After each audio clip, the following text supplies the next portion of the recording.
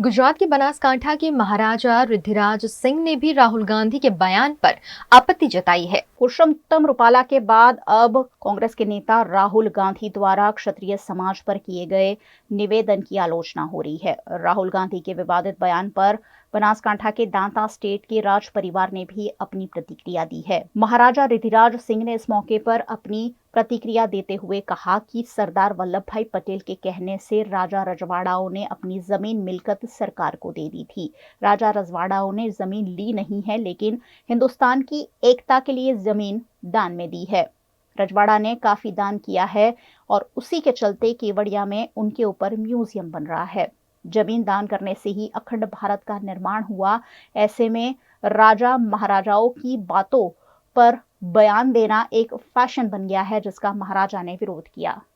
आज जे ट्वीट अमरा home minister साहब राहुल संघवीजी ने कर्યું છે એમાં રાહુલ ગાંધી રાજાઓ વિશે કહે છે, આવું કહે છે કે લેન્ડ ગ્રેબિંગ અને એવું બધું રાજાઓ કરતા સરદાર વલ્લભભાઈ પટેલના કહેવાથી સમસ્ત રાજાઓએ આપની જમીન બધી સંપત્તિ બધું દાન કરી કાઢ્યું હતું એ ટાઈમે જે કોંગ્રેસની સરકાર હતી એને।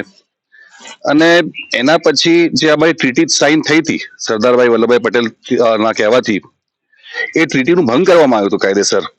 એ ટ્રીટી જે પ્રીપસ જે અમને મળવાના હતા એ ટ્રીટીમાં એવું લખેલું હતું એ ઇન્દિરા ગાંધી સરકારના ટાઈમે ઇમરજન્સીના ટાઈમે ભંગ કરવામાં આવી હતી।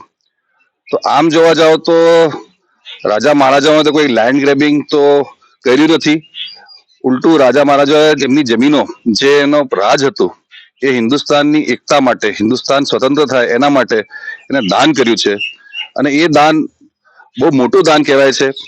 એના હિસાબે શાયદ કેવડિયામાં મ્યુઝિયમે બનવાનું છે જે રાજાઓ મહારાજાઓને બધાની દાન કર્યું એના ઉપર।